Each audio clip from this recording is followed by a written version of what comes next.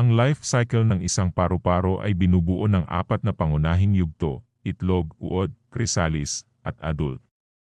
Nagsisimula ito sa yugto ng itlog kung saan ang babaeng paru-paro ay naglalagay ng mga itlog sa ilalim ng mga dahon ng halaman na magiging pagkain ng mga uod. Pagkalipas ng ilang araw, ang mga itlog ay mapipisa at lalabas ang uod o larva. Ang uod ay kakain ng maraming dahon upang lumaki at magbalat ng ilang beses.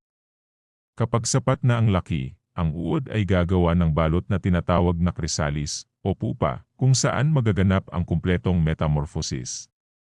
Sa loob ng chrysalis, ang katawan ng uod ay magbabago at magiging isang adult na paru-paro.